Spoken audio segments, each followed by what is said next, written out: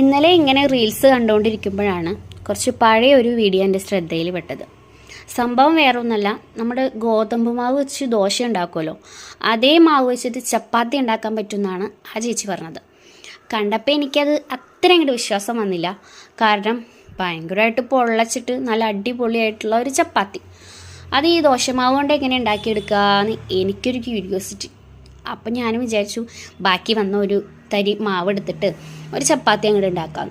അങ്ങനെ ദോശക്കല്ലിൽ ഇതുപോലെ കട്ടിക്ക് നമ്മൾ പരത്തിയെടുക്കാം. ഈ ഒരു പരുവാകുമ്പോൾ നമുക്കിത് മറിച്ചിടാം കേട്ടോ. പിന്നെ കുറച്ച് കട്ടിക്ക് തന്നെ എടുക്കണം. നല്ല തിന്നായിട്ട് പരത്തി കഴിഞ്ഞാൽ ദോശയാവും, എന്നെ കുറ്റം പറഞ്ഞിട്ട് കാര്യമില്ല. അപ്പം നമ്മൾ ഈ പരുവായപ്പോൾ മറിച്ചിട്ടു. പിന്നെ ആ ഒരു വീഡിയോയ്ക്ക് താഴെ ഒരുപാട് കമൻറ്റ് ഞാൻ കണ്ടു, ഇതിപ്പോൾ ഇങ്ങനെ പരത്തിയെടുക്കുന്ന നേരം ഉണ്ടെങ്കിൽ ചപ്പാത്തി കുഴയ്ക്കാനും ഒക്കെ ഇഷ്ടം പോലെ സമയമുണ്ടല്ലോ എന്ന്.